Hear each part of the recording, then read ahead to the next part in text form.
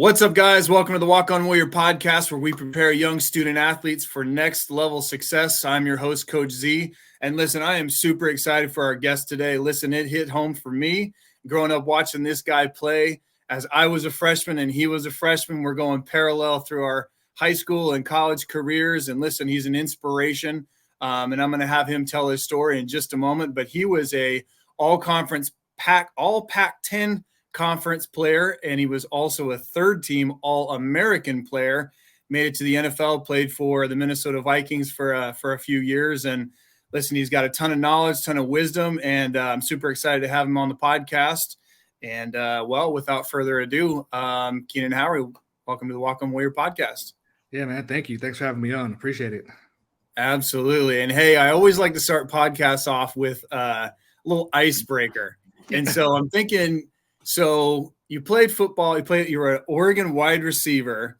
But what people don't know is you grew up in LA, right? Where it's a little bit more city and never rains. And then you decide, hey, I'm going to go up to Eugene, where it's gray skies, it rains into the season. It's like the worst weather ever. So real quick, how much was it a shock of the difference in the weather? Oh, man. I always tell people it's not as bad. Eugene, I think because we're in the valley, it's not as bad as Portland. Portland rains a lot, mainly in Eugene. I think it's pretty equivalent to kind of Seattle. You get a lot of drizzle, you get a lot of overcast days, and it's just doom and gloom. It's a lot like that. But I think part of the reason I was able to acclimate so well is me and my parents would go. We did all kind of outdoors stuff. So we would do like camping trips every summer. We'd go on ski trips every winter and stuff like that. So it kind of got used to kind of being in outdoor elements in the cold. And then I think because I was able to come in and play right away as a freshman, and you're just, as a freshman, man, it's a whirlwind in terms of what's going on. You're just trying to catch up. I really didn't have any time to kind of think about everything else. Just kind of got thrown in there. And by the time it started, like the weather started getting bad in like October, I was just completely just locked in and didn't even notice it. And I think also during my 4 years, man, we would have many, a lot of rain practices, but I can only remember 2 games my whole 4 years there where it actually rained during the game. So I think I got the best of it. Yeah. So let's go back to your let's real quick give a rundown of your story. Viewers at home that may not know you, Keenan, and where you started and kind of where you ended up with the University of Oregon and that. Yeah, so kind of like what you said at the beginning. I was born and raised in Long Beach, California, and I grew up. My mom was a park and rec director at a Jordan Downs Rec Center in Watts. So I spent 95% of my free time outside of school there. She ran sports programs every season. My dad coached sometimes, and so I started playing everything. When it was football season, you'd play flag football. When it was basketball season, played basketball. Baseball season, played baseball. So that was kind of my thing growing up. And then as I got to 8th grade, it was that time where had to kind of make a decision about high school, because in Long Beach you have options. You can go to your home school, you can go any of the schools in your district, as long as you put in the paperwork. And it just wasn't where we lived at the time. Wasn't a great place. I lived right down the street from Long Beach Jordan, and my mom would always say, well, you're definitely not going there. And she really wasn't a big fan of Long Beach Poly. She was just like, oh, it's just too big. I just don't want Keenan to go there. It's a great, and that was other things that my parents were really big on academics. So they loved the fact that Poly was a magnet school and had a lot of different academic programs to kind of get into. But my mom wasn't a fan of it. So I guess luckily a friend of my dad's kind of reached out to him and told him about Los Alamitos High School. So I luckily kind of found my way there and started going there as a freshman. And then really worked to, be kind of one of the guys, and was lucky enough to kind of, get a scholarship by my end of my senior year, and was able to go to University of Oregon, where, like I said, just a lot of hard work. And for being a 5'9",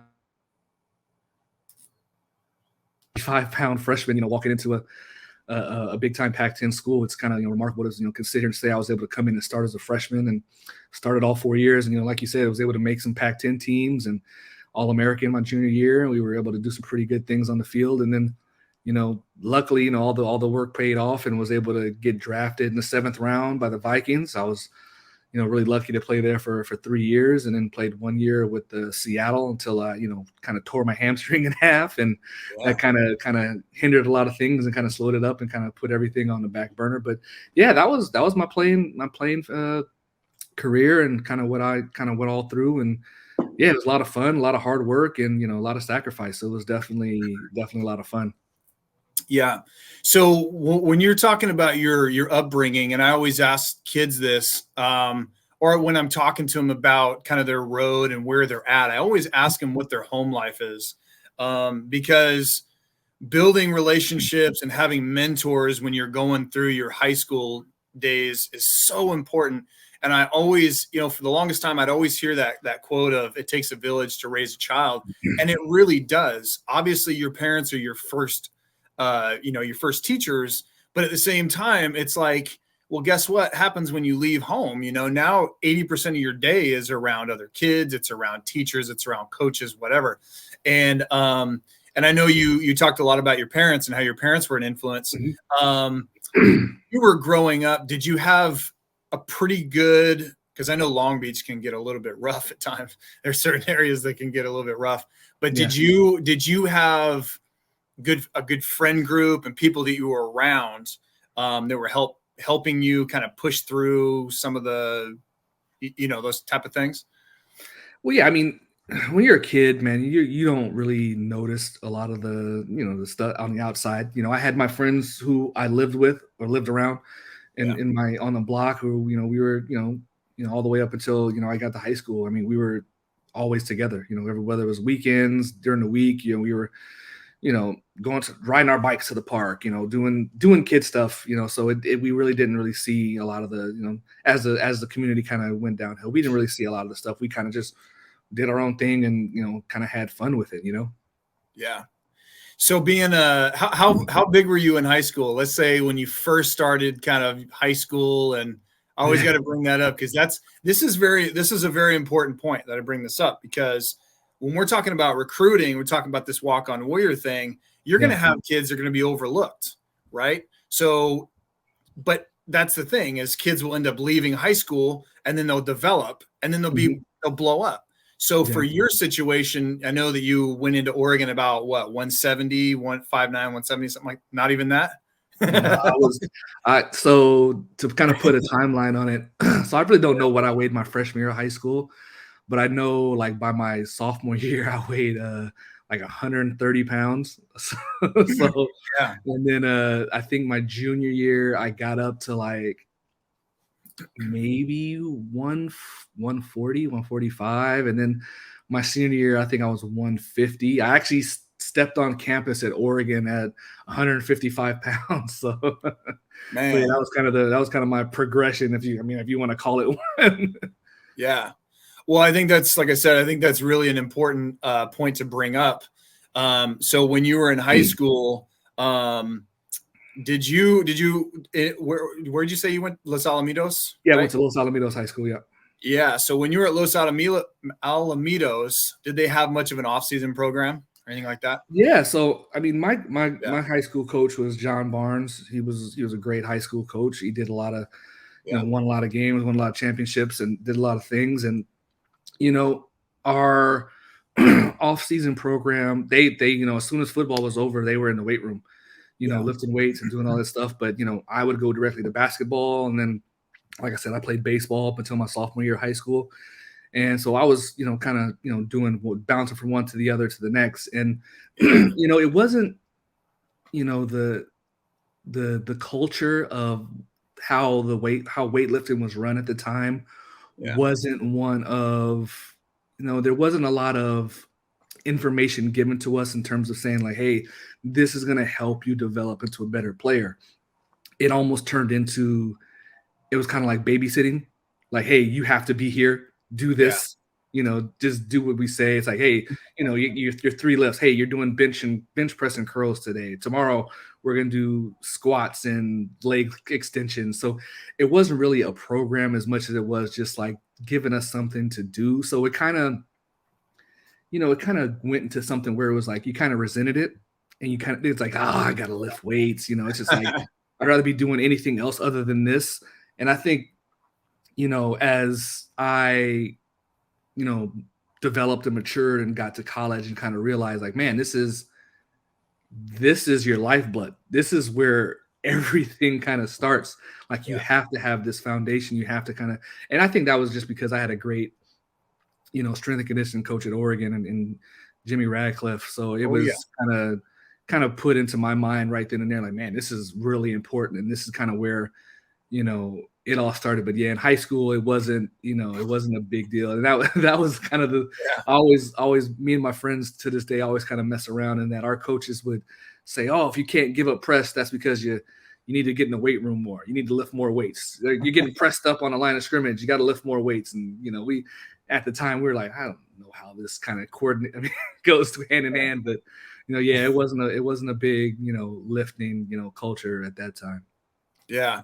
Well, I think it's also important to bring up the fact that, when you and I were growing up, you're a little bit before me, but it's really important. And I want to hit on this point is that you were active other than just football. You did many different things, right? You played different sports, but you're also active off the field or outside of school as well, as far as just being physically active. I think that we specialize way too much right now, especially with the 7-on-7 stuff that drives me crazy. And I think that we've lost the art of multiple, because I come from a strength conditioning background on top of what I do on the field. And so we see a lot of injuries and things like that happen. And I think a lot of it has to do with just not developing the body. And kids, as simple as this, I'm like, parents ask me, what should I do? I go, get them a trampoline.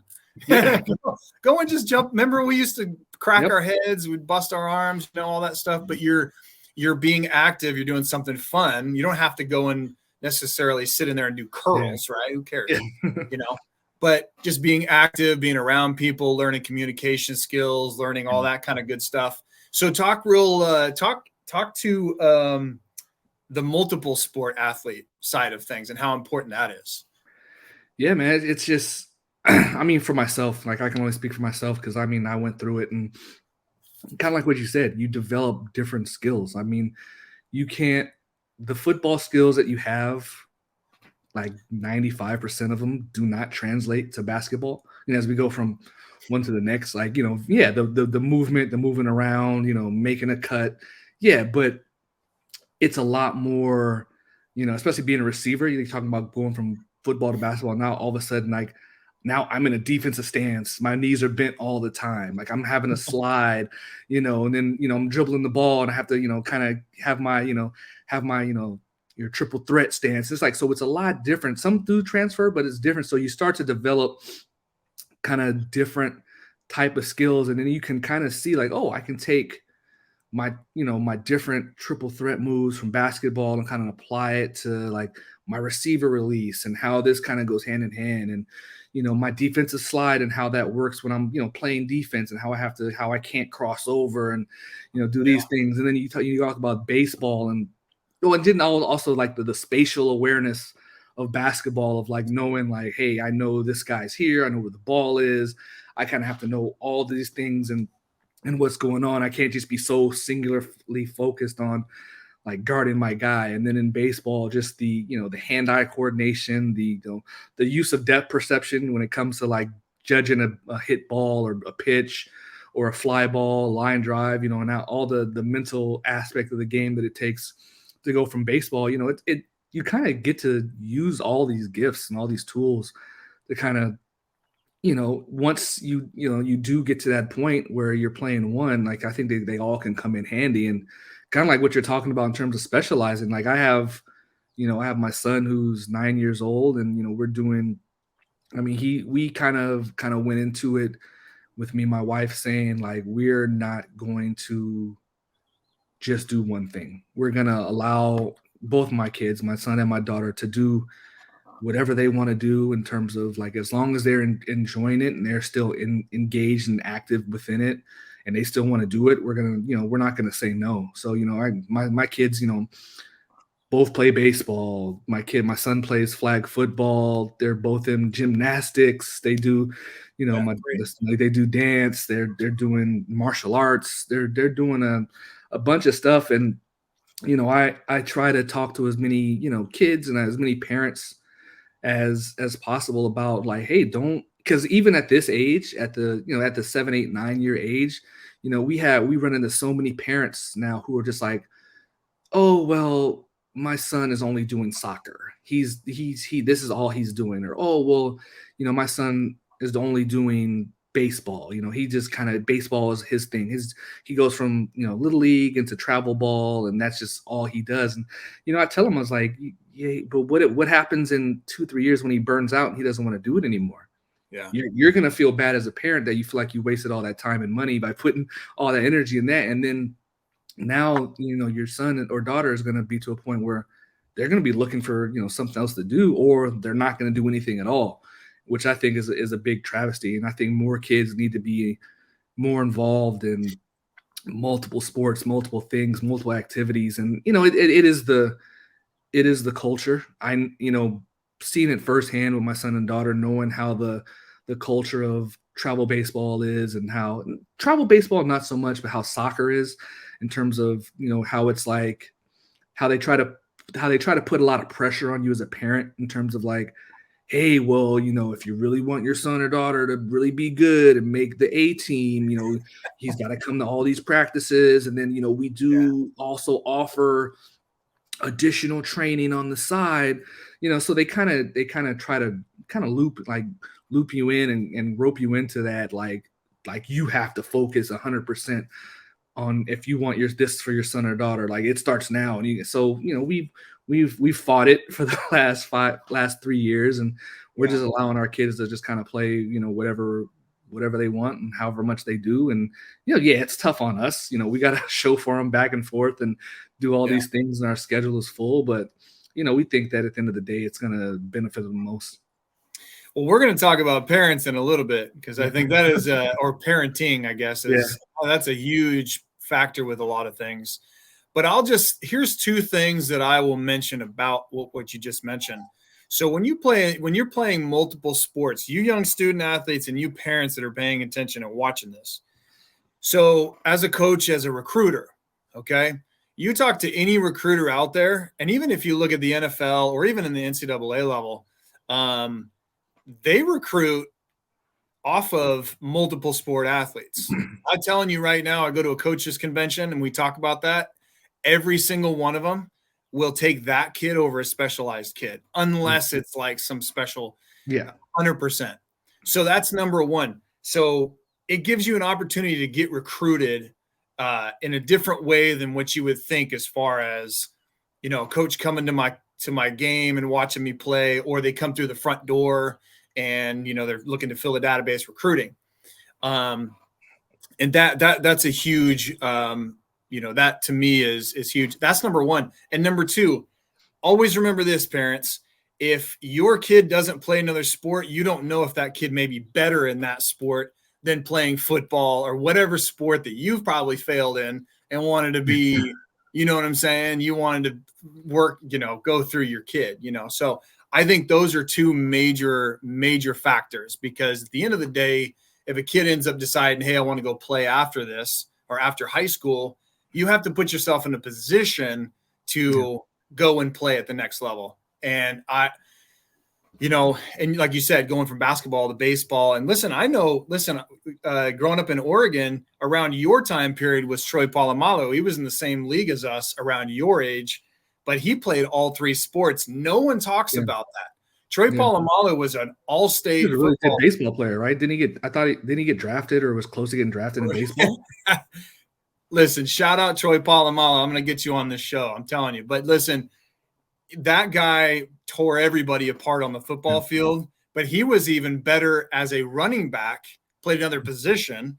And then not to mention, he was an all-state baseball player, and he was an all-conference basketball player, played every single sport. And so anyway, but when I'm dealing with coaches, we talk about that stuff all the time. It doesn't get out there enough. And that's why I'm trying to bring it to you and yours, So that to me is such a – go ahead. I'm sorry. Oh, no, I was just going to say, just to your point, like huge. Growing up, I think for me, and I think for parents, I think it's just you have to know your kid as well. And I think for me, it was like everything that I did was like I was naturally gifted at, right? But growing up, I was always better at baseball. Out of everything I did, I was better at baseball than basketball, better at baseball than football. And I did, I put a lot of time into baseball. And, when it came to basketball and football, more natural talent, put a lot of work into it, but not as much as baseball. And then I got to a point where, like I said, I stopped playing baseball my sophomore year. Baseball just wasn't fun to me anymore. Yeah. And football was going okay and going well, and basketball was going okay and going well. But it just had, guys and kids develop certain skills and certain attributes at certain times of their life. It's just like, my my baseball skills started to kind of go down a little bit. My football skills started to kind of come up here, and basketball just kind of leveled off. And if you were to ask 10, 11, 12-year-old me, like, what did I think I was going to do? And I would tell you, yeah, baseball. I love baseball, and as a delusional kid, I also thought like, oh, I'm going to play professional football, basketball, and baseball. That was, delusional, child mind, so you kind of had that. But to sit there and be like, because, a lot of the times, especially dealing with football, you get, especially with me, it was like, oh, Keenan's too small to play football. That's probably not a goal for him, or he shouldn't put any eggs into that basket. And, oh yeah, baseball, that's more your speed. And, it's just funny how your body develops and how you change over time. And I mean, to sit there at a young age and to think that I would have only have played one sport, I think I probably would have missed out on so much more, if not pretty much everything. Yeah. So moving beyond that, so now you've kind of dug your heels in and said, hey, football, I'm going to put more time and effort into football. Was there a moment that really came to you and you're like, you know what, I really want to take this a step further. I want to get to the collegiate level. I want to play at the collegiate level. Was there a moment that hit you at some point? Man, I tell people is, when you're young and slight and small, and you hear, for, pretty much your entire athletic playing life, it's like, oh, you're too small, oh, you're too small to play football. Oh, two things happen, either you let it win or you let it motivate you. And I think I fell somewhere in the middle where I actually started to believe it. And I was like, yeah, I am too small. Like, so it was one of those things where I was ultra competitive. And I really wanted to just like, hey, I want to be, you talk to high school and it's like, I want to be the best receiver on my team. That didn't change. But I did not have as much as you sit there and say, like, I would love to play in the NFL or I'd love to play in the NBA or whatever, I kind of just thought like, yeah, I am. You look at college players and look at NFL players, and you're just like, none of these guys look like me. Like, none of these guys are skinny and small, and yeah, I was athletic, but it was just like, yeah, it was like, so I started to think like, well, that's not a possibility, but I still want to be the best receiver on my team. And I don't think I had the aha moment of like I had a chance to play like at the next level to collegiately. Until probably my junior year of high school, and that was when, after the season, my coach brought me in and he started showing me giving me all my letters and all my stuff that I was getting recruited as. And I was like, oh, well, hey, maybe this is an opportunity. Maybe this is a possibility. But I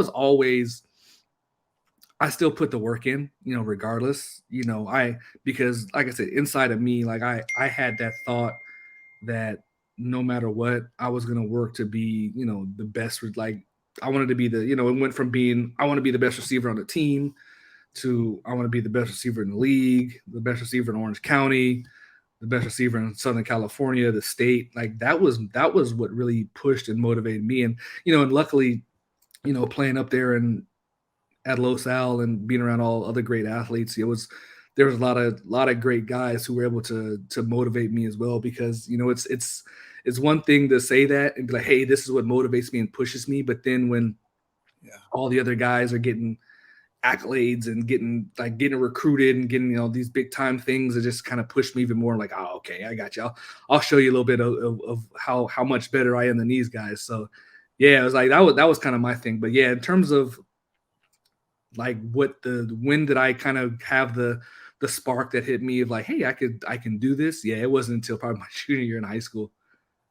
Well, but it was the recruitment, right? Yeah. That was one thing. I know that there's sometimes it could be a mentor, it could be somebody over here that says, you know what, they had some accolades and they come to you at a family get together, say, you know what, hey, listen, if you really want to do this, this is what you need to do, and there's these options, whatever. Yeah, I never really had, like, that was the thing, is like, no, I don't, and this is the 80s, early 90s. So you're talking about, like, my parents had no idea about, any of that stuff in terms of, and then once that happened, my dad went and kind of looked up all this stuff and like looked into like, hey, you have to get cleared by the clearinghouse, and here's the, where's your GPA has to be, and here's where your, SAT score needs to be. And, and so my dad went into that. And then, my head coach had some guys who had been recruited and went through all that stuff. So he had some information. But you talk about before that, like no, I had no run-ins with anybody who said, hey man, you know what? I see something in you. I think you need to get some of this information in some of these gyms. I think a lot of people looked at me and went, oh yeah, man, 5'8", 5'9". I can see his ribs when he takes his shirt off. Yeah, sports might not be the thing for this guy. Well, and that's what I'm saying. When we're off the air, we're talking about that before the podcast, and that right there is key, because kids develop. It drives me crazy. And even head coaches don't press in, and they don't press into their assistant coaches, especially with you being at the high school level. It's such an important level, and things change so much, so fast. You'll have a kid that'll be a freshman. I love seeing timeline pictures of kids because if they do it right, or they get around the right people. I grew up in a real small town. It was, you might remember Coos Bay, but anyway, but yeah, that area, it's a small town called Breedsport. It's outside Coos Bay, but it was a logging town, very little anything there. And it was like, okay, so if I want to do this, I just got to find a mentor. I got to find somebody that's maybe either done it or not, because you're super, naive and ignorant. You don't know what you're doing. You're just going to go do it. So, it's like with these coaches, I try to dig into coaches and say, listen, if you just put them on the right path, not only is your team going to get better, the culture is going to change, and they're all going to buy in. So everybody wins. And as well as I do, a parent actually comes to a coach more than they do anybody else. Like, right. They call you coach, right? Coach, I want my kid to be successful. And they talk to you completely different. And that's a very, very important thing. But for you being an undersized guy and deciding, hey, we're going to go and we're going to play, at the next level, or I start, this ball gets rolling by something. There's something that gets the ball rolling. And it could be the janitor coming by saying, I went to the game, and then boom, all of a sudden a kid, and I hear it all the time.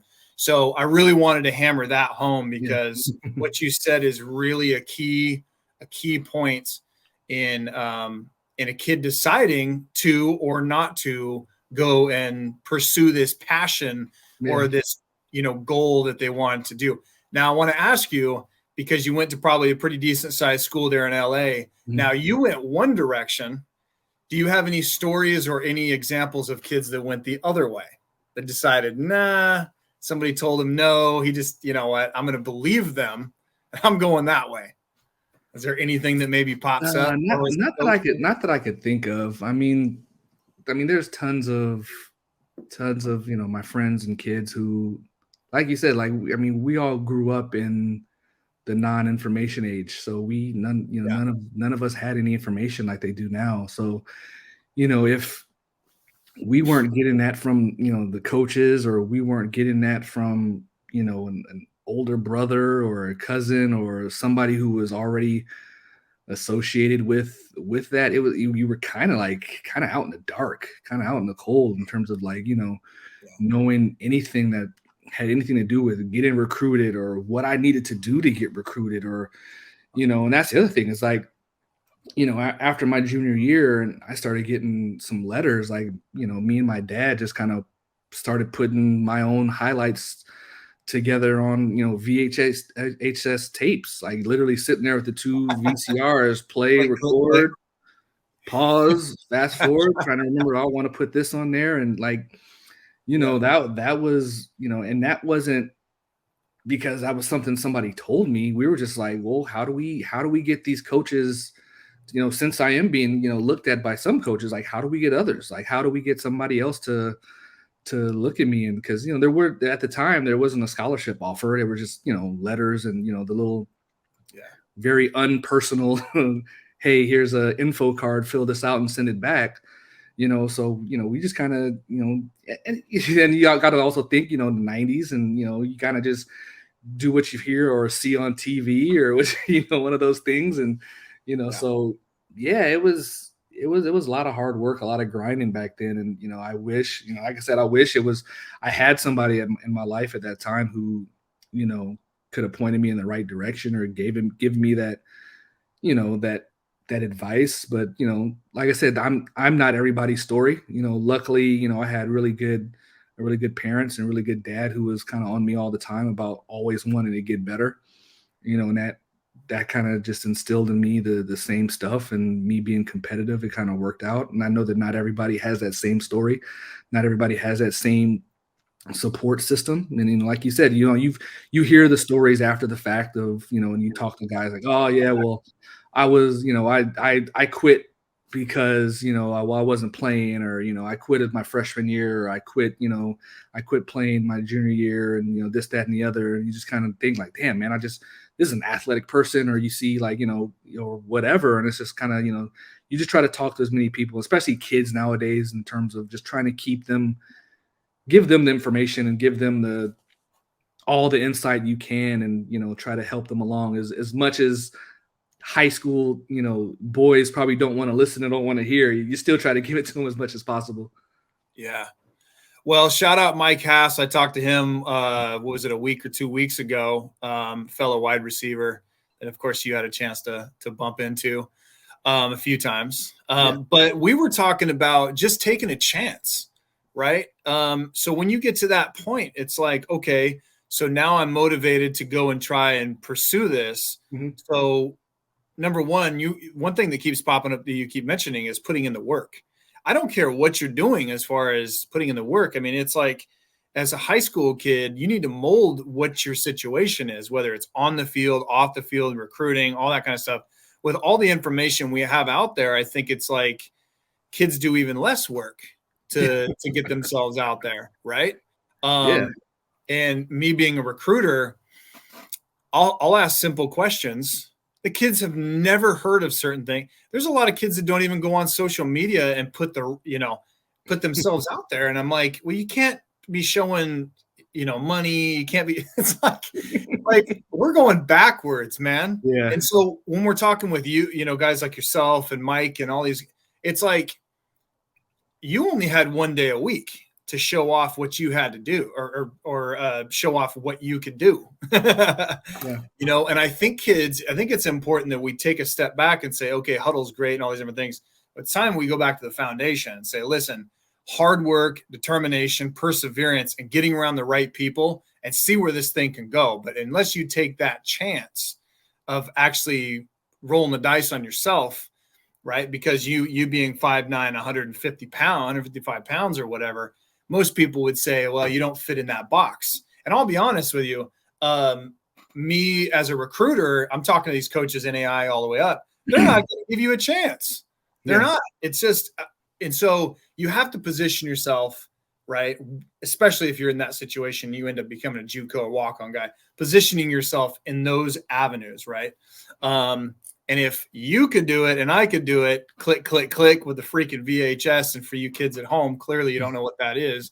Go research what a VHS tape is and how hard it is to recruit with that, because it's not digital. You don't just click, click. It's push a button. Nope, it's done. right. Turn it down. All right. Perfect. Yeah. Yeah, man. And then if you didn't, damn it. And you go back, you're like, But yeah, I mean, going back to what you said about, yeah. I have another story about the recruiting process, but like in terms of like putting the work in, like, and what I had to do, it was like, I think at that point, so by my sophomore year, I was getting to a point where I was like I said, very ultra competitive. And I'm just like, you know what? I want to get faster. I want to get faster. I want to, do all these things. And, I was, like I said, I was playing basketball and I was like, man, I want to be able to dunk. I want to, so, I went out there and my dad bought me, I don't know if you remember this, the thing, it would be in like the magazine, jump soles or jump Oh, shoes. yeah.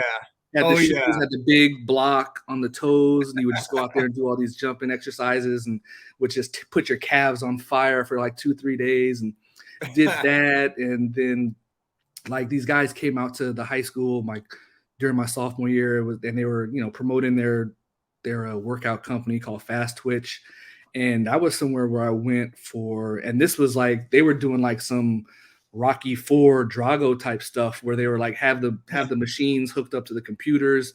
So they were getting a lot of, you could, and you could like just digitally adjust the setting. You could make it stick, and, they were doing all these things with like jump, with squats, leg extensions, leg curls, bench press. And, I was just like, man, I know I need to get faster. I know I want to get more athletic. So I was just like, I was just trying to do anything I could at the time. And I always tell people, it was like, oh, coach, you're like, how fast are you? And I was like, yeah, it happens over time. Like, I probably ran a 5 flat, like in between my sophomore and junior year. And I was like, by the time I got to my senior year of high school, before the season started, I ran a 4.5. Like, but it wasn't going to happen. Like, naturally you are going to get a little bit faster, more athletic as you grow and you develop your body, you add some muscle and stuff like that. But, I also had to just put a lot of extracurricular work in. Like I always tell the kids, is like, if you think that what you're doing at your high school is enough to, if you want to play at the next level, or even if you just want to get better, right? As much as us coaches, really put a lot of emphasis on, the off-season program and doing what we're asking you to do and do our weightlifting and this, that, and the other. Like, it's the extra stuff that, because like I tell a lot of kids and a lot of parents is, as coaches, we can only coach, especially in a training environment, when you're in a group training environment, we can only train or coach to the lowest common denominator, because we can't ask the guys that are down here to do the things that the guys up here can do, especially when you're training as a group. And when you're only one coach, you can't go, okay, you guys go here, I'm gonna take these guys here. And it's like, so you have to kind of stay down here. So you can't ask the offensive lineman who can barely chew gum and walk to jump up on a box, do box jumps. You can't ask everybody to kind of do the thing. So being able to do things extra on your own, like, there's this, like I said, nowadays there's tons of things you can do and that don't cost any money, and you don't have to get a trainer. You don't have to do all the things that, we had to do in terms of like, hey, I had to go out and, buy some jump soles, or go and, pay to train at a place, like Fast Twitch. It is putting the work in, but it's also like, you have to do the extra. You have to do the other little things that are going to kind of get you to that point. Cause it's not just going to, like I said, as much as I'd love to say that, our off-season program is going to get you to the next level, it's not going to be enough. Yeah. Well, let's talk about recruiting. So now you're getting to that point, your junior and senior years, you've positioned yourself on the field in a way that is going to get some eyeballs.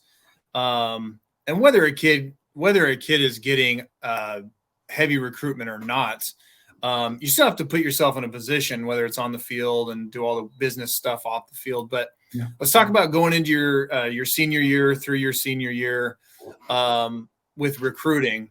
Now, with your recruiting, obviously you had some visits or some coaches come by your school, they talk to you, whatever. What's your mindset going into this recruiting season? The reason I bring that up is because you will have kids that maybe don't get recruited and they're in that database,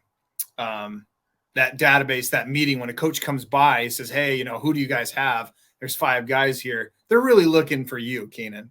Yeah. They're looking at you and they're saying, hey, we can fill our database, and there's 4 or 5 other guys there. But talk about some of your visits and how you approach those visits.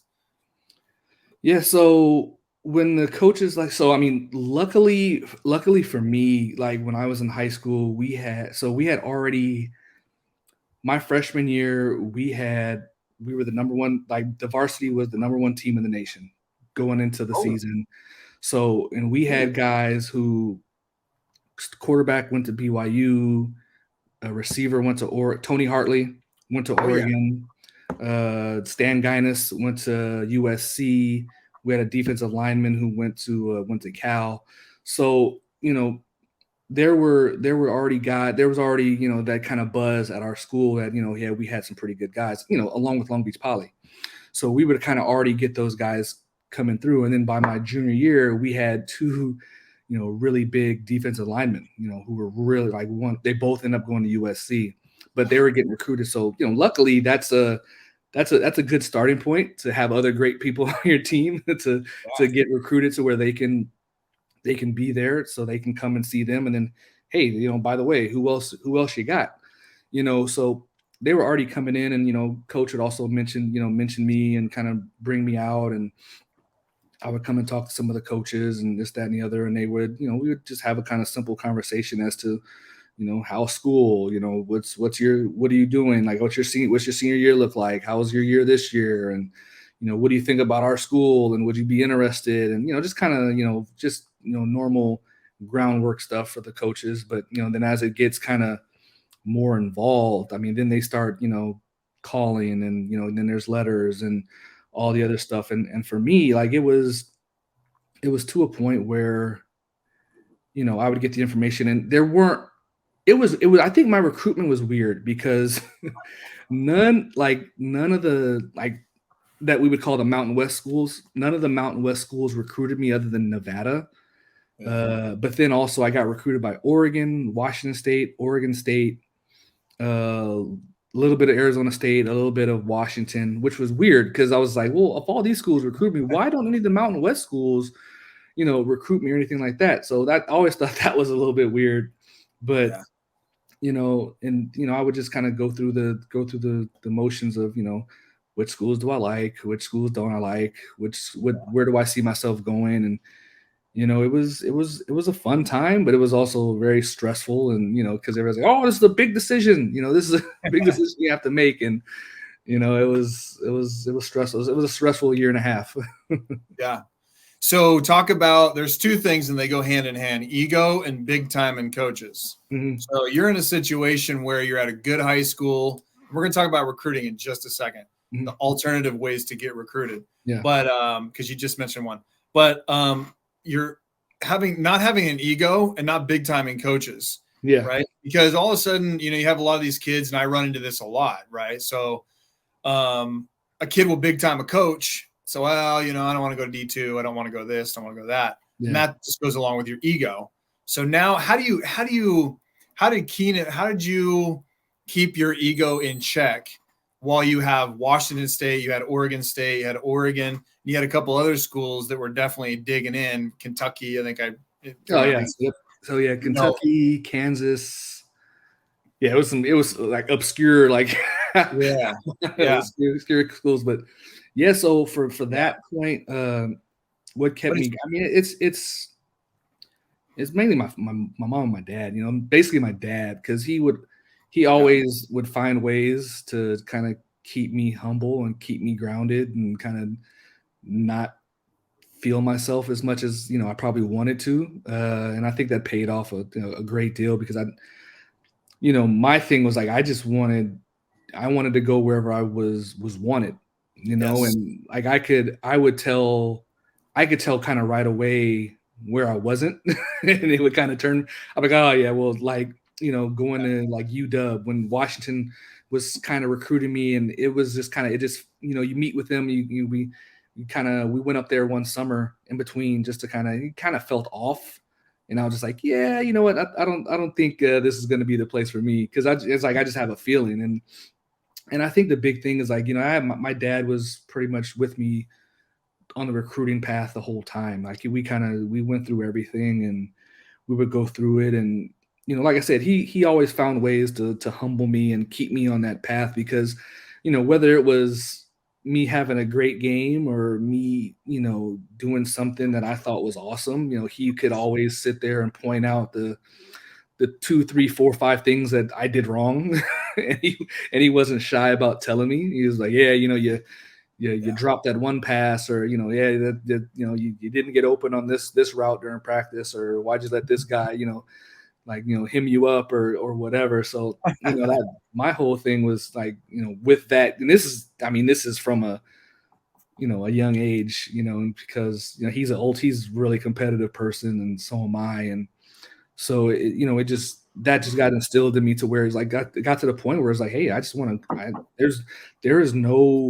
There is no school beneath me at this at this certain point in time. I think the only time that I, not so much big time the school, but it wasn't me. It was kind of the coach, because he told because at the time Nevada was still 1AA. They were in the WAC. I think the WAC was still a 1AA conference, and they were recruiting me hard because our head coach went to Nevada, and so he was over there telling me all the time. And I was like, he just asked me, he's like, hey, well, what do you think your chances of coming here are? And I was like, well, I've been offered by Washington State, so I think if push came to shove, I think I'd pick them over you guys right now. I mean, they're a Pac-10 school, and then you guys throw the ball a ton, but so do they. So if I had to, pick one over the other, I think I'm gonna go with them as of right now. And I think he kind of got his feelings hurt about that. And he never called me again. but I was just being honest. I mean, he asked the question. It wasn't me saying like, you know what, Nevada has no shot. I was just being honest with him. But yeah, man, I just try to stay as humble as possible throughout the process because, at the time, this is, like I said, this is the 90s. You always heard these stories about, kids who are being recruited by such and such, and then all of a sudden they break their leg or they break their ankle, and then all the offers just fall away, and these guys never end up doing anything ever again. And my whole thing was just like, I have to keep every option, every avenue open because, like I said, in my mind, I'm a small, undersized kid who, like, I'm on borrowed time. Like, I feel like at any time the rug is going to get pulled from underneath me. I'm one injury away from all this going away. So it was like I just wanted to keep every and any option open. Like, it's like, hey, there was no such thing as a small school to me. If it meant having to go to Nevada or going anywhere, I was like, I was gonna go. If I was at that point where that was the only offer I had, or I only had a couple options, then yeah, by all means, I was gonna take the best one I could get. Well, I always mention it has to be the right fit, and I think that is something that we don't hear enough from mentors and coaches around these kids. As well as I do, every kid says, well, it's D1 or bust. Yeah. But most kids have no clue what that even means. They're just doing it because they've heard it from a friend or they saw it on their timeline on Twitter or whatever. Yeah. But D1 bust. D1 bound or whatever it is, But the key thing is I always mention this to kids too, and 80% of those kids are not going. Well, it's actually higher. It's 90 something aren't going D1. Very high, right? That are not, you viewers at home, are going D1. So with that being the case, now you have to look at it in terms of, okay, well, what are my other options? What are all my options? And a lot of kids, they push away the D2s, the D3s all of a sudden, and the big time. And you never know that there could be a coach that you're talking to could all of a sudden be at a school that you want to go to. And there's just a lot of it's just a spider web of different possibilities and options. Now, with that, I'll just say the last thing is that there are walk-on opportunities, but they're 2 on a team.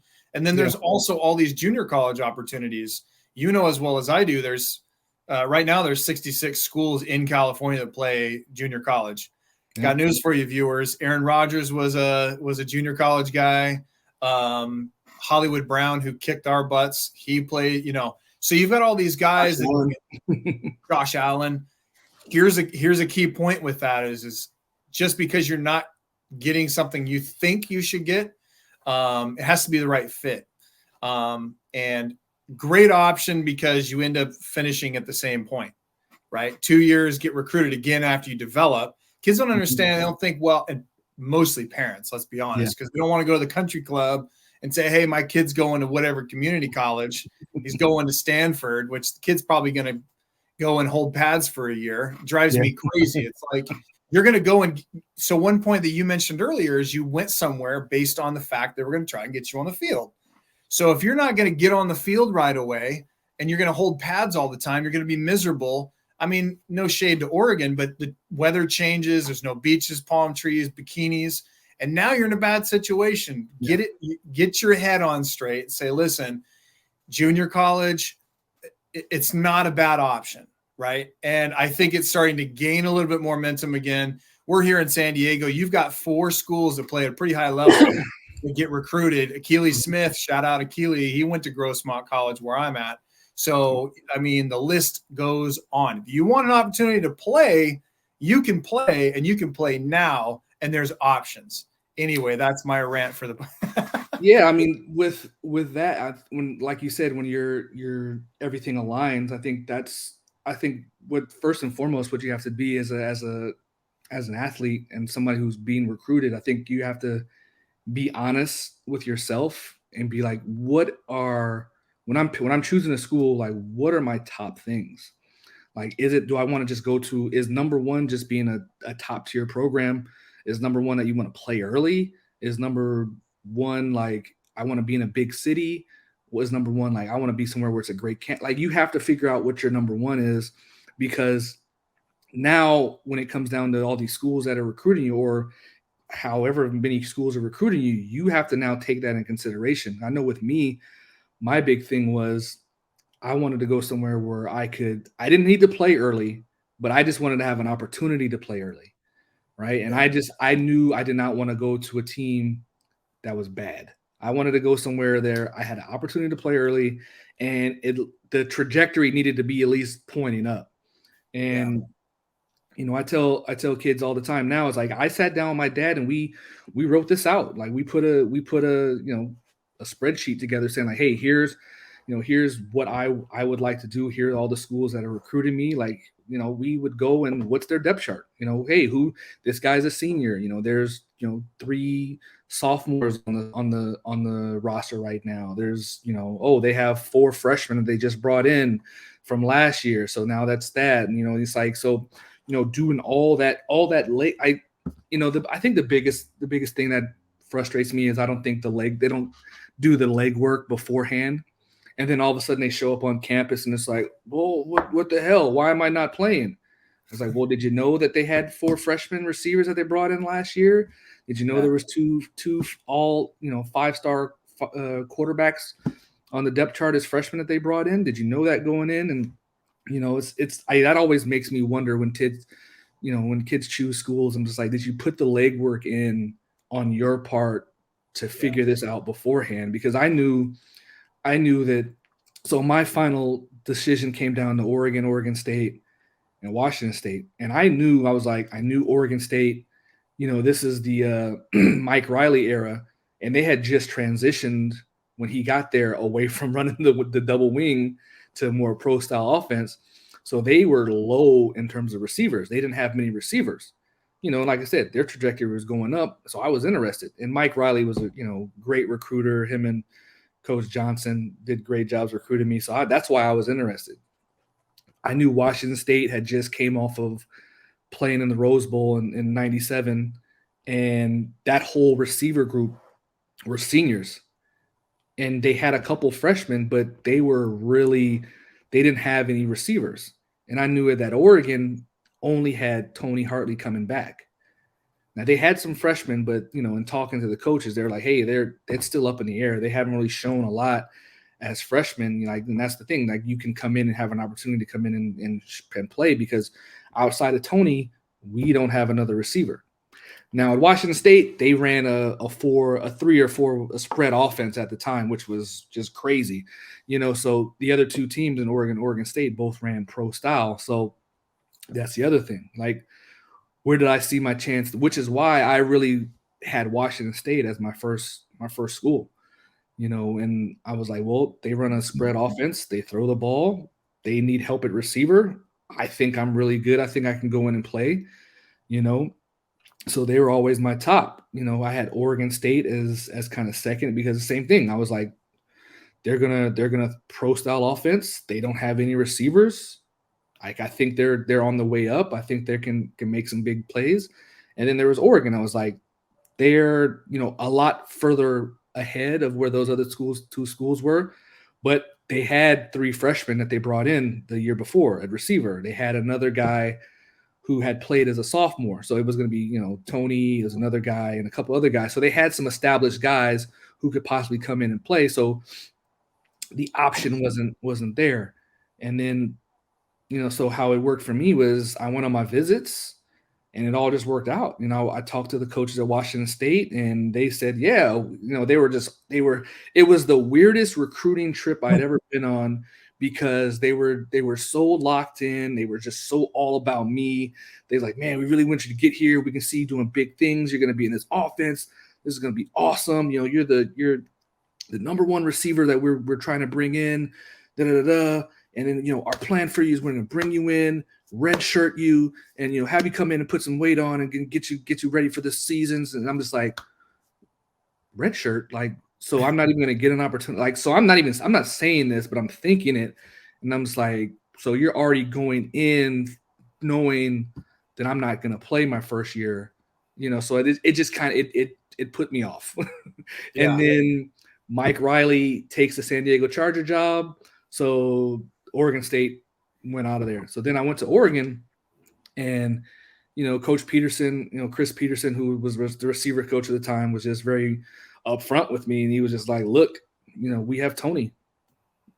He's like, this other guy who was a sophomore, who's going to be a junior, we have no idea. He has academic issues. So we don't know what's going to go forward. And we have a lot of unproven guys. He's like, all the freshmen that we brought in last year, we don't know if they're ready to play or going to be guys in the future that play. You have an opportunity to come in and play right away. You can come in and compete for that spot.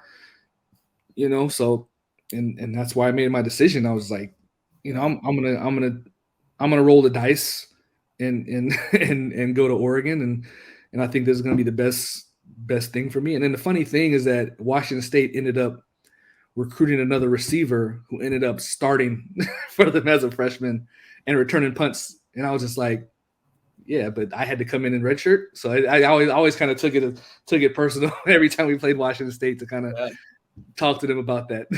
Yeah, and I won't go off on a tangent, but the Pac-10 at that time was loaded. Every which way you ended up, well, it kind of went into it with Mike Price as the head coach, yep. Washington, Oregon State. I already mentioned Mike Haas. That holy smokes, you talk about loaded. Then you had USC getting going, and we'll talk about that in a minute, man. That to me, people don't realize how good the Pac-10 was. There was no SEC at the time. So let's talk about your transition from high school to college, and when you first stepped onto a big Division I campus, and the culture shock from high school to college. So at this time, it was really not done a lot, but it was starting to kind of pick up where kids would come in early in the summer and start working out with the team early. Kids are graduating early and on campus in January, or, they're, taking summer classes and doing all this crazy stuff now to where they can really get ingratiated with the team. But, back then that wasn't a thing. So I had made it, like I said, my whole point and my whole mind state was I want to get on the field as soon as possible. So I know that I need to go up there, and get as ready to go football wise as possible. So I during my spring break, like I went up to Oregon and kind of just watched spring practices, went to all the receiver meetings. I was trying to learn the offense as fast as I could, So then I went up to, after my all-star game in football my senior year, maybe a week later, I went up to Oregon and just started, working out and just, doing 7-on-7 with the team and running and doing all this stuff. And like I said, like deep down in my mind, I was still that, that 5'9", 150-pound kid who was like, I'm just lucky to be here. And I have my work cut out for me in terms of, playing big. And that's the other thing, man. I don't think I understood at the time just how much of a big time deal that was to be playing at Oregon. You talk about it now where it's like a Power 5 conference, a top tier school, or one of the growing top tier schools. And it was a big deal. And I was in there just like, oh man, this is going to be, I'm playing against, grown men now. These guys are going to be 20, 21. They're going to be faster, stronger than me. Just as like, I got my work cut out for me. And I remember like the first time I did 7-on-7 with the team after, like, we did our workout, then we did on a field workout. So there was that, we started, doing 7-on after, and I had a go route or a deep post, and the guy came up and pressed me, and I was like, oh man, I can't get embarrassed right now. This cannot go bad. And like, I got off press and I was just able to run by him and beat him. And at this point, I think that's when kind of the light switch kind of went off, and I was like, I think I can do this. I think I can compete at this level. I can, like, because that's always the thing that a lot of coaches will tell you is like, hey, it's different going from.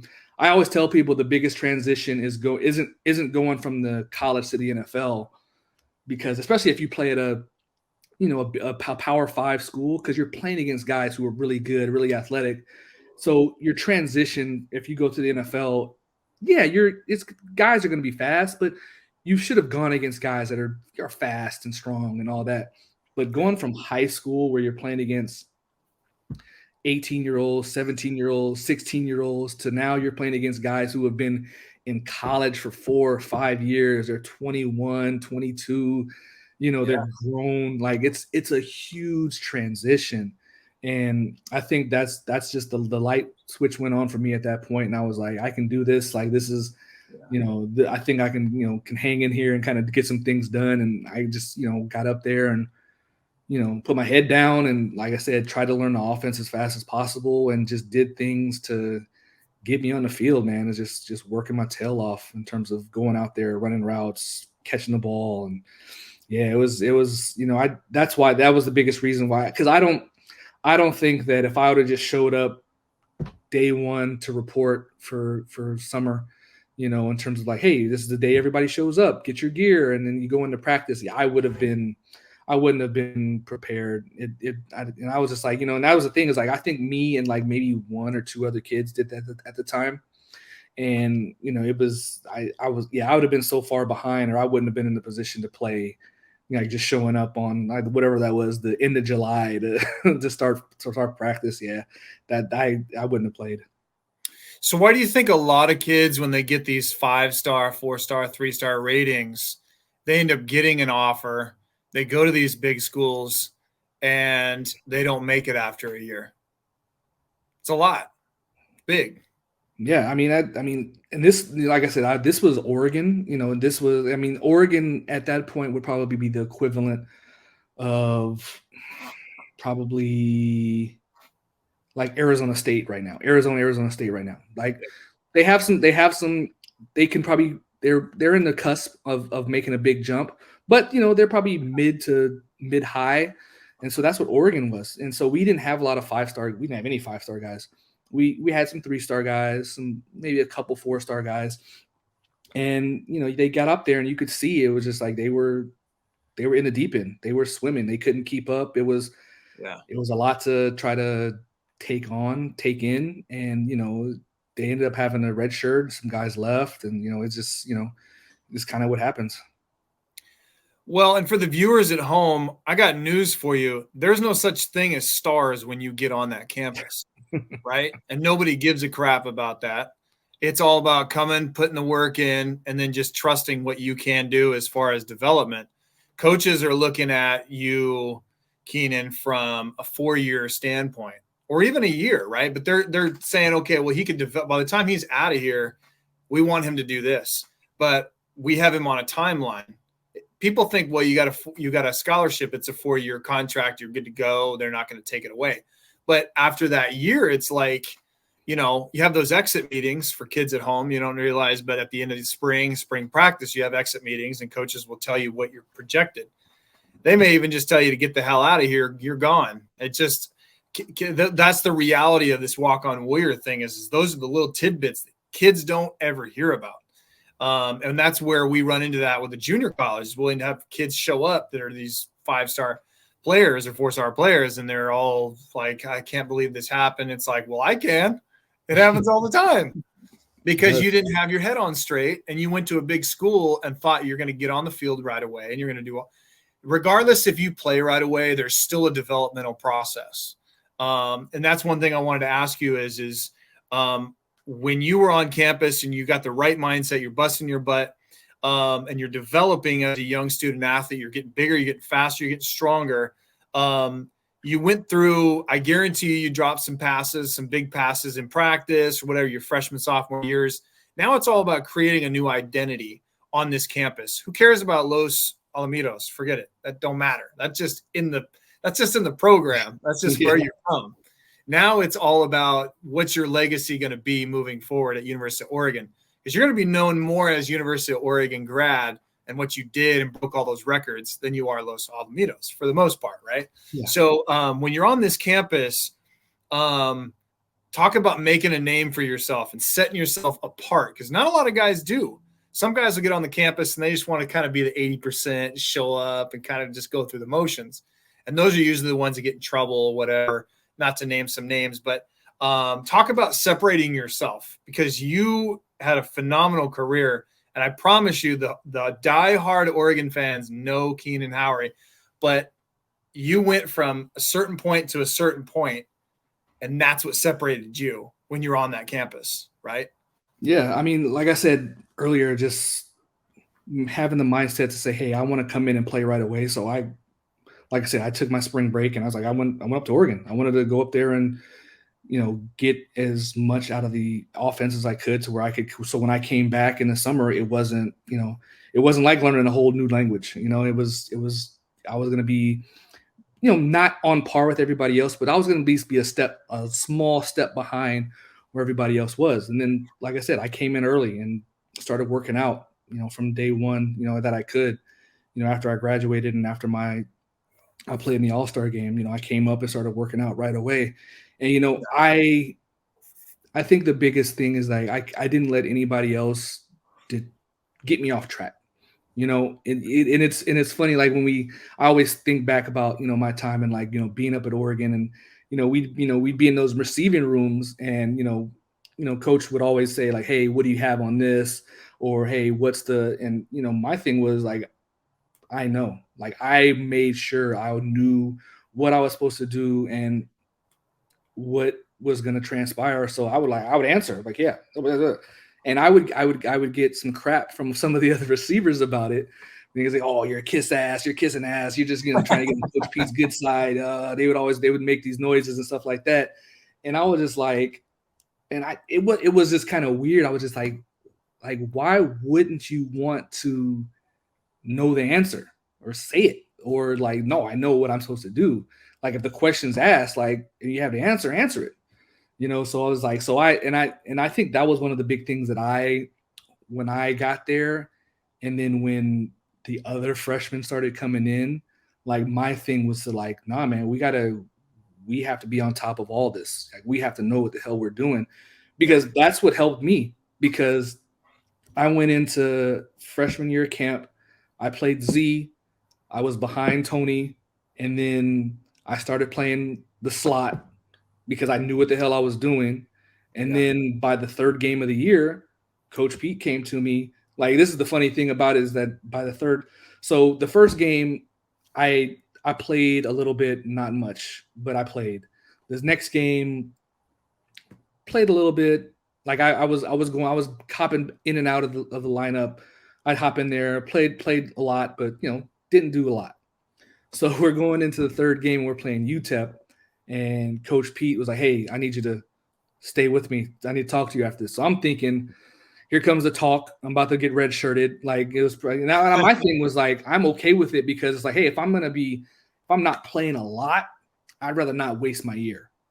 And he comes in there. He's like, "Hey, man, I want you to move to X, and you're going to start this week." And I was able to do that because I just was on top of everything in terms of, I knew what everybody was supposed to do. And it's knowing stuff like that is the quickest way to get you on the field. Like, just by knowing all what you're supposed to do. Break the huddle. I know where I'm supposed to be. I know where I'm supposed to go. I know what I'm doing. And so I was able to make that transition to all of a sudden going from playing Z, all the time, to now the week of the game, I moved to X and I was starting. Like, and it was just one of those things where I can't do that if I don't show up early. I can't do that if I'm not up there for spring practice and going through all those things. And,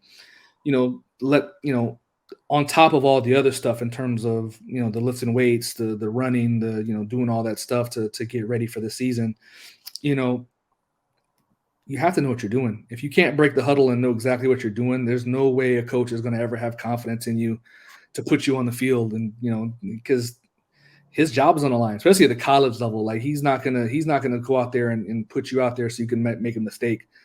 So regardless of where your physical talent is, like, if you know what you're doing most of the time, like, that's gonna go more than what you can actually do on the field.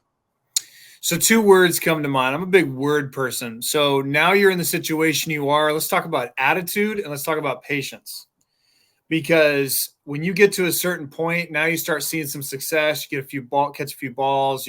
Everything's going well. Now you got Joey popping in. Yeah. You have to have the right attitude, but you also have to have patience and knowing that you're going to make mistakes. Talk about attitude and how important that is.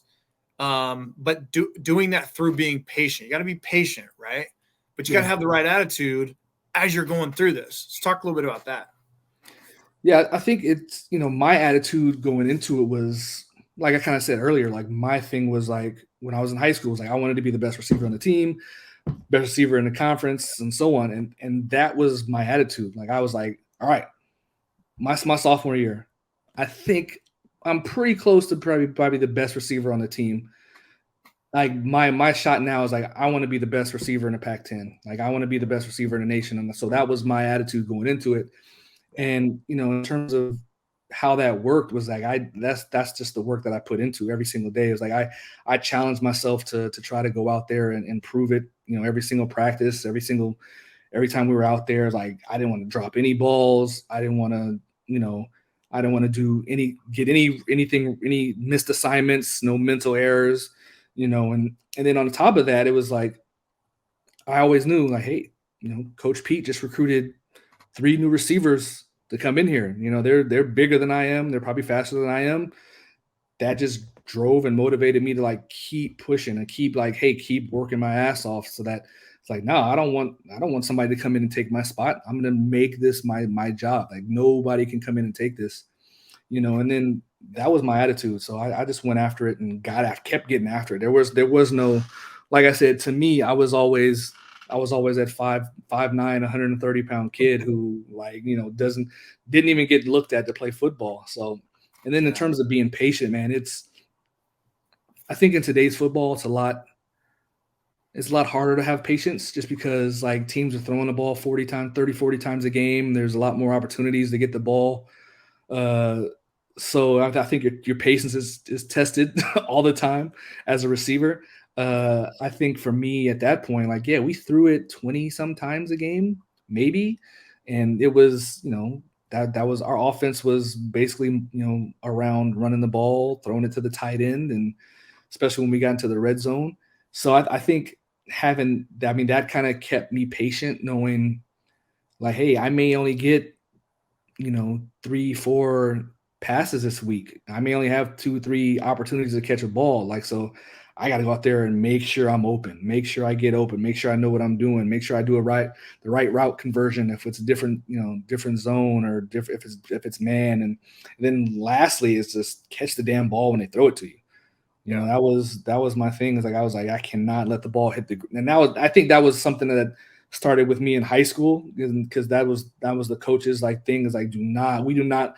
I don't care if it's routes on air, if it's one on ones, if we're just going through, is like, we do not let the ball hit the ground. Like, and Yeah. so I had that mindset, is like, the balls does not hit the ground, and I was gonna work my ass off to make sure that happened. So, but yeah, in terms of patience, man, it's not always gonna be like, the play is not always gonna be designed for you. The coverage isn't always gonna be perfect to get you the ball. Like, things happen, in certain aspects of football, and you have to be a patient person, in terms of just to play this game, because it's not perfect. I would always tell people, it's like, man, and I think that's probably why baseball helps so much, is knowing that you have to be patient. It's like everybody says, you hit the ball one time out of three, you're in the Hall of Fame, right? And that you think about it, it's like, no, I want to hit the ball every single time. I want to get a hit and get on base, but it's like, and I think playing, that's where we talk about how certain things translate to other sports. It's just like, playing baseball, man. There's days where you go 0 for 3. There's days where you go 0 for 4. There's days where you can't hit the ball off the infield. There's days where you don't judge a ball right off the bat, and you miss it. You miss a ground ball. Like, that's normal. That's a normal part of baseball. And as somebody who just always is trying to be perfect and trying to, like, everything has to be. I think that's the biggest thing I took away, and why I was able to kind of be as patient as I was, in terms of knowing, like, hey, I don't get the ball all the time. Is it frustrating? Yeah, but I got to still go out there and do my job, and know that still got a lot of other people counting on me on the team, and so that when my opportunity does come, like, I'm gonna do it right. Talk about any moment that you can just think of right away where you made a major mistake or you failed in something with the football side of things and you had to overcome that. Talk about your mentality and getting over that. Yeah, I mean, like I said, it happens all the time, and I just think in football, there are the glaring mistakes and the ones that kind of get you in the doghouse, which thankfully I never had. But I mean, yeah, there's tons of time. Like, I always think about my freshman year playing UW, and I we get into the red zone, and I don't run the little wide receiver screen correctly, and so I don't turn it up soon enough, and I get too pushed far into to the offensive line and get tackled, and you watch it on film, and there's this big hole where if I'd have just cut inside of it, I'd have scored a touchdown. Yeah. And then another play, we run in Y stick, and I'm on the backside, and I beat the guy on the fade, but I don't look for the ball. And AJ Feely throws it to me, and I'm not looking, I'm not paying attention, and it drops in front of me. And I'm just like, there's just tons of times where, like I said, being young and not understanding. You're always in practice, and you're just going like, oh, why is this guy not running hard? Why isn't he expecting to get the ball? And things happen sometimes, and you make mistakes, and there's always those instances in terms of that. And I mean, there was a ton of times, playing Wisconsin, my sophomore year, and that wasn't the greatest game, and I didn't run a couple routes really well, and didn't make plays, and famously the Oregon State game in 2000, where we have a lot riding on it, and Yeah. don't as a team we don't play well, but there's some things where yeah, I could have played better, and I think for me it's just like I said, I always had from my dad, who kept me as humble as possible, knowing that no matter how good I did, there was always multiple things where I should have done better at. And then Coach Peterson, who was always the same way, he was just always just like, man, you have to be out here trying to do everything perfect. Is it going to happen? No, but you have to go out there with the mentality of that's what you have to strive for, because doing it the other way, where you're just, you're reaching for 80%, more times than not, you're going to fail, because that 80% isn't going to get the job done all the time. So here's one thing. So a couple more questions, I'll get you out of here. I know you got a busy, maybe busy, maybe not. You're good today, you got but a family, so you're busier than I am. But I'll just say this: being a good teammate. Okay, all right, this is important because when you're dealing with young student athletes, you guys, you viewers at home, you have to be a good teammate, right? Why do you want to be a good teammate? I'm going to give you my 2 cents. Mm-hmm. Because number one, it shows the coaches that you're dedicated to the team and that you're mature. And also down the road in recruiting, you're going to build a relationship with your head coach, and that ends up being a massive reference if schools are coming by. Right now, you're building a good relationship with them, but also when you build good relationship with your teammates, they're going to work harder for you, knowing that you are accountable, or that you're going to be one of those people that stands right beside them, and you're actually going to, try to bust your butt and do everything you can to be successful, because you mentioned earlier being on a good team is going to get you recruitment, even if you're not directly getting recruited. So no, that's what I was talking about with the recruiting. It's an alternative way of getting recruited. But talk about, so if I talk to, let's see, if I call Joey, or I call Ontario Smith, or if I called any of your teammates and I said, I got one question for you, be as open and honest as you can.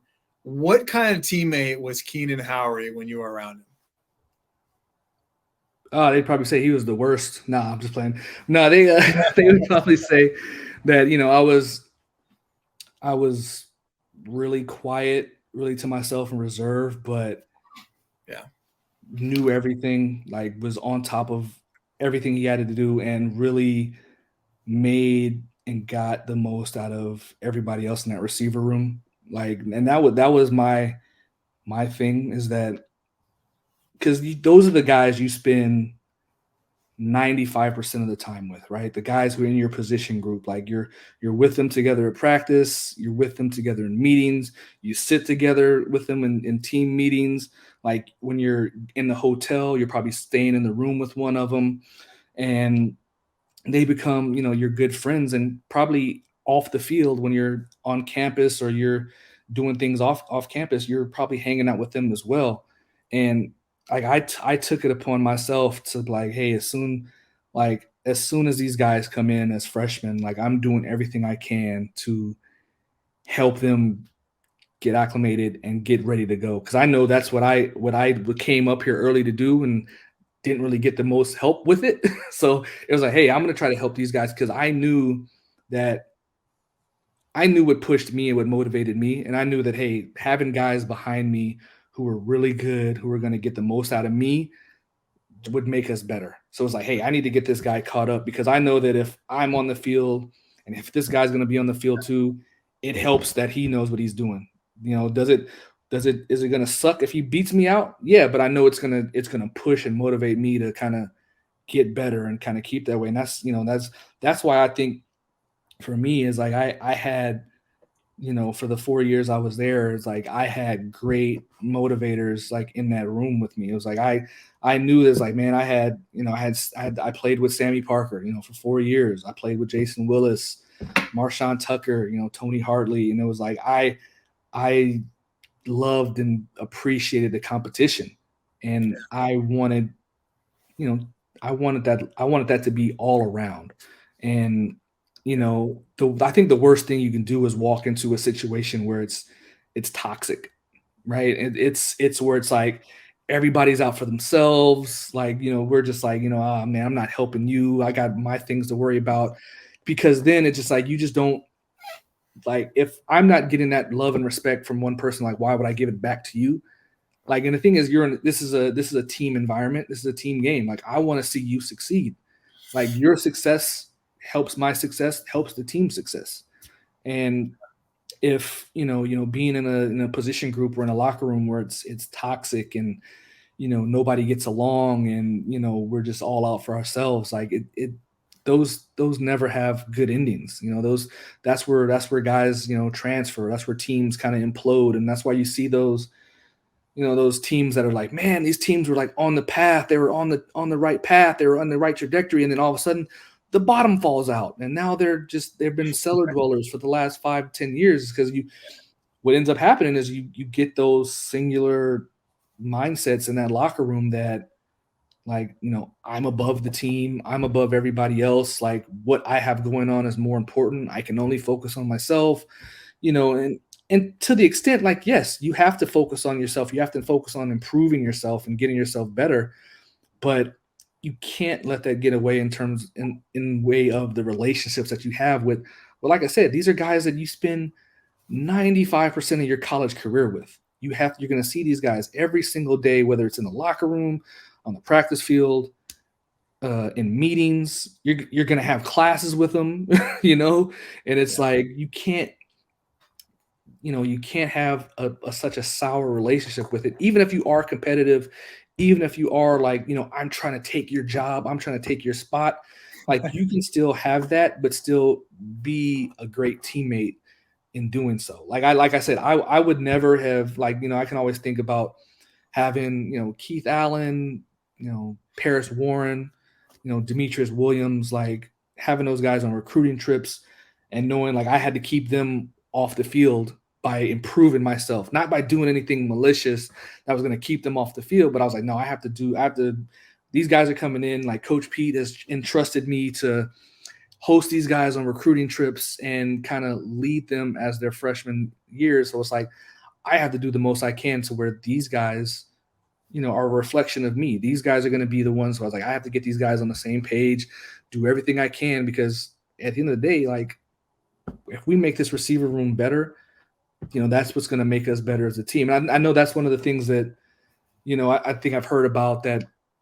What is it? The Alabama receiver room when they had, it was with Ruggs and Waddle and Judy and all those guys, and just how competitive they were with each other, and how much they pushed each other, and how they were just great with each other, on and off the field. And I mean, that was my idea of what I wanted the receiver, because I knew that we were all going to push each other, and I know that we all were going to respect and get along. And that was the thing, is like, to this day, like I still talk to Sammy, all the time. Like, he's coaching at North Alabama University right now, and I just talked to him a week ago just about some stuff. And I talked to Jason Willis still, Paris Warren, and all these guys. And it's just we had great relationships, and it was never anything malicious. It was always in the sense of being a great teammate and being a great person and just being there for each other. Because, like I said, we've all been there before. We've been there as a freshman and just being like, this is just going way too fast. I have no idea what's going on. I think I may be, in over my head on this, like, and it's like, hey, just trying to be there to facilitate that transition and get these guys to all be on the same level. Well, and also, I don't think a lot of guys really understand the impact that they have outside of their team, in the community and things like that, because you know how it is in the state of Oregon. You're either a duck or you're a beaver. Let's be honest, you're a duck. Yeah. I mean, there's a little sliver. Mike's gonna hate me when I say that. Hask's gonna be pissed. But no, it's one of those things, man. It's like, and the impact, because I was saying earlier, you were a freshman in Oregon, I was a freshman in high school, and we always talked about the Ducks. We're talking about Keenan Howry and all these guys. These young kids look up to. When I played at Utah State, we would go and do these charity events and stuff. And I'm like, man, this is actually, I didn't realize what kind of an impact in the community, not just locally, but statewide and nationally, because you ended up being on billboards, stuff like that. So it's, there's more of a responsibility once you get to that level, and to constantly push yourself, and obviously be a good teammate. So you don't want to get on national television and throw a hissy fit on the sideline, throw your helmet, do a, hate to say Jeremy Shockey or something like that. It's just that leaves a black eye in many different regards. So it's kind of a tough thing, but kids got to understand that stuff. When you get to that level, there's a responsibility. All right, let's get into the good stuff. Let's get into some fun things. So what was your favorite? Where was the favorite school that you played at? Like away team?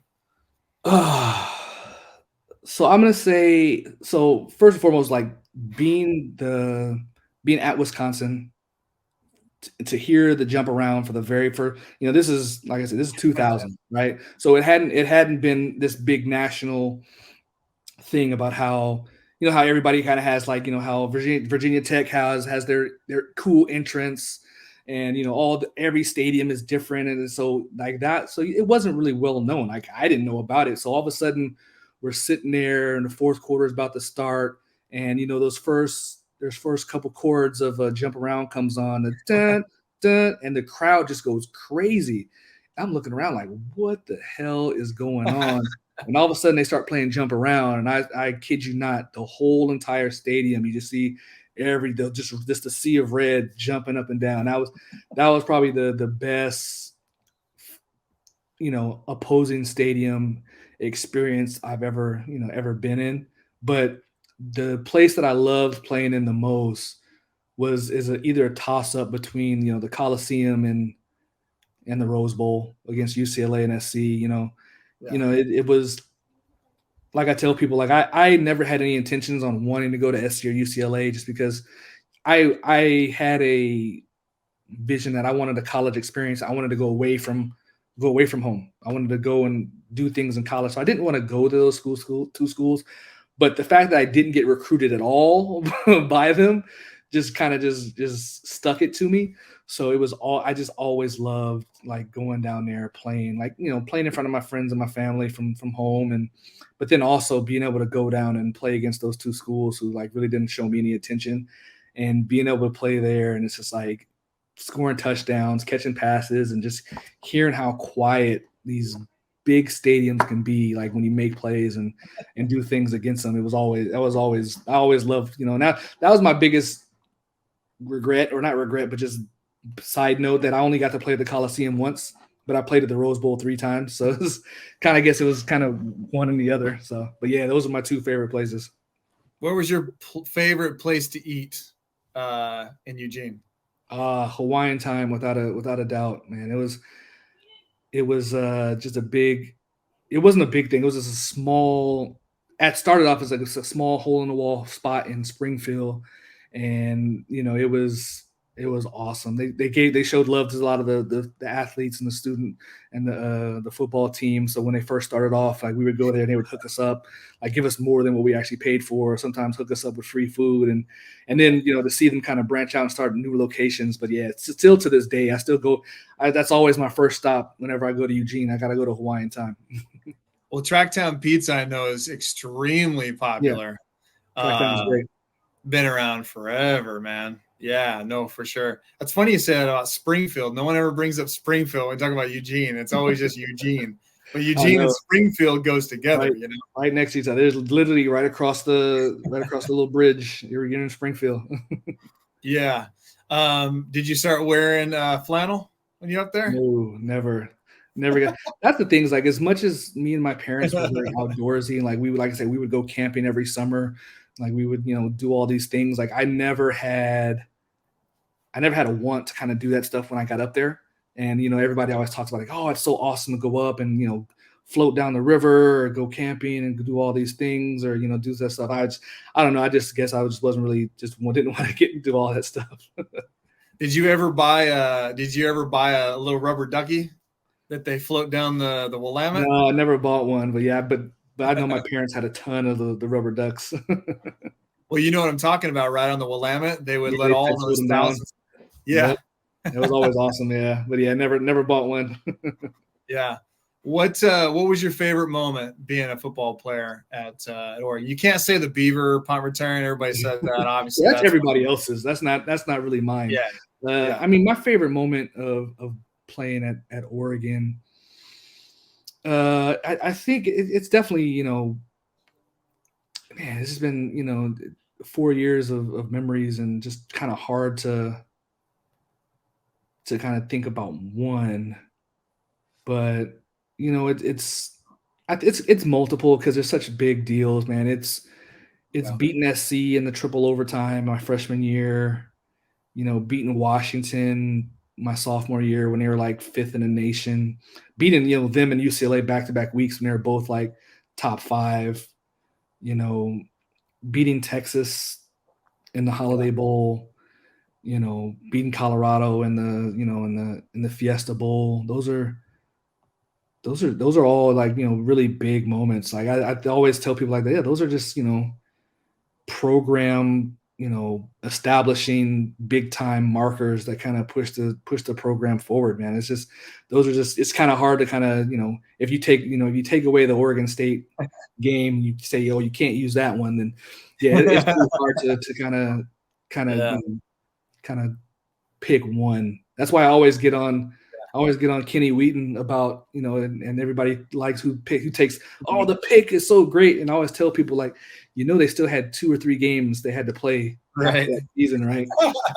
And it's like it's like sticking to him a little bit, like, hey, he didn't need to score, right? He could have stepped out of bounds and the game still would have been over.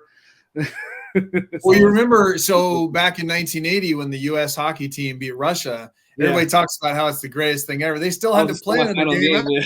They still had to play in the championship, the gold medal game. Yeah, that's why I always mess with people about the pick, because I'm like, I'm like, did you like the play, or was it because it was UW, because it was a pick to win the game, and because of Jerry Allen? Because Jerry has a lot to do with a lot of those moments, man. He's so awesome, and he I think his stamp on his commentary on the pick is what puts it over the top. I will say that my favorite moments that you were involved with that never gets talked about. Now, we'll land the plane here, but what people don't know about the University of Oregon football team around that time, it wasn't very good. They weren't really, coming into your time there, it really wasn't very good. You had a couple good years there in the middle of the 90s. You went to Rose Bowl, all that. Boom, dead. The whole thing completely is just dead. Bellotti had to do a lot of work. But moving into your classes, those first 2 classes right in there, was huge. And then playing Wisconsin, you're not beating Wisconsin. Nobody's giving you guys a chance. You guys go up to Camp Randall with a minute and something to go. Barry Alvarez takes his headset off. You're down with a minute or whatever to go. And for me, one of my favorite plays that you were involved in was that 4th and 15 with 1 minute or whatever to go. We're down by whatever it is, and you convert that. People don't realize how tough a catch that is. And me as a coach, I'm like, I look at that, I'm like, dude, that is what the heck? And it's on their sideline, I think, or whatever it was. And being able to make that happen, that Wisconsin series changed the program. No question about it. But yeah, just huge, man. And that's big for me. But last thing I know I said it, but we're going to land the plane on this one. I was there at the Oregon State versus University of Oregon game. Yeah. The worst game ever. 6-3. We're down. Like the most boring game ever. It's raining. It's miserable. We're losing this game. Like nobody's doing anything. And then all of a sudden you're given an opportunity. It's really a line drive shot. I mean, it did have an arc on it. You're probably thinking, oh my God, I better not drop this damn thing. And then the Red Sea parts. And people, if young student athletes, go on YouTube and watch that clip and how loud that pop was. That's one of the loudest pops I'd ever, other than the Michigan punt block or whatever. Yeah. That was crazy, man. And people don't realize how big of a game the Civil War is when the Beavers are good. Because Beavers suck all the time. Yeah. And when the Beavers were good, if whoever was the home team was winning the game. And I think the year before they were number 1, number 2 or something, and just back and forth, and bam, all of a sudden that happens and their program went completely in the tank. And then Oregon went up. And so I really wanted to bring that up. Yeah. So, I mean, at the time it was, so 98 was the first time Oregon State had beat Oregon in years. I think that was the double or the triple overtime game. Simonton goes up the sideline to score the game-winning touchdown. So that was the first time they beat them in a couple years. Yeah. And then we beat them my freshman year. And then 2000, they kind of came out of nowhere, right? They were all of a sudden, and that's the thing I tell people, is like, I didn't realize how highly ranked we were at the time. I think we were 5 or 6. And, we go into that game, lose. They go off and just destroy Notre Dame in the Fiesta Bowl. So fast forward to 2001, they purposely moved the Civil War, because it had always been the week before Thanksgiving. It was always the week before Thanksgiving, and they said, nope, we're going to move it 2 weeks to the conference championship Saturday, because this is going to be our biggest game of the year for the conference, because we don't have a conference championship. So we're going to move it 2 weeks. And you talk about a dud. You talk about how we're like on this trajectory where, hey, everything's, a national championship is possibly on the line. And here comes Oregon State, 5-5, limping into the game. And it just kind of, as good as the game was or wasn't, like, it would have been much bigger if, they had come into it, like, even if they were like 8-2 or, 7-3. And then, like you said, the game was just bad. It had rained the day before. So we had already known going into it, like, hey, it's going to rain again. So let's, have some bad weather stuff. And it was raining, and like, we were afraid to throw the ball. And, I remember, so with Coach Radcliffe always worked with the returners, and he would every time we would get a line drive punt, he would always scream out, "Those are the type you dream about. Those are the type," because he's like, those, because they can't get down fast enough, and you have time. So earlier in the game, I think it was maybe the first or second quarter, same thing. He punted me a line drive. I caught it. I broke a tackle, and I was about to go, and I just got grabbed at the last minute as I was breaking out. And I was like, man, if I get another opportunity, I think I could have a big return. So we get to that point, and, now we fast forward. We're about to run, a play in the third. It doesn't go off. So now we move to the fourth quarter. Now we get the punt, and it was the same thing. It was a line drive. I catch it, and I just know, I was like, all right, I know, where my blocks are. Got a great block by Tomlin. Scooted to the right, and it was just nobody there. So I just was like, I gotta pull the trigger and hit the speed burst now and just go. And that was probably the only return of my career where it was like there was nobody there. Usually there's blocks being made, there's bodies, they're coming from all different angles, you're kind of maneuvering through traffic. That one, it was just nobody was there. I don't know if it was because it was cold and guys were just like, I'm cold, I'm just getting blocked. But yeah, it was just a big return. And just like you said, man, when you hear it back on the replay on either YouTube or whatever, it doesn't really quite, you can hear how loud it is, but it doesn't do it any justice, because it just got insanely loud. And then, like, literally right after, it just started pouring rain. Like the hardest it had ever rained ever. Like before, during the game, it would rain for a couple of minutes, then would let off. It was late. It was rain, but kind of light. But that was like cats and dogs. It was coming down, and it rained for a good 2 minutes. And I always mess with my best friend, because he was at the game at the time, and he was a little hungover, and he was asleep at the time. And my aunt had to nudge him, like, wake up, as I was taking the punt back to the house. And he's always like, oh man, I almost missed it. Yeah, and that is a moment that, I mean, is going to live on, man. And like I said, I'll never forget where I was. I know exactly where I was sitting, the whole thing, man. So, so pretty cool. And it's just big for a young kid that had aspirations of going and playing at the next level. And I was little. I had speed. I was a 4.3 guy, but I grew up in muddy, rainy Oregon. Had, coaches ain't going to come recruit me. But that was one of the things that definitely told me, you know what, nobody's recruiting you. Pick a school and go.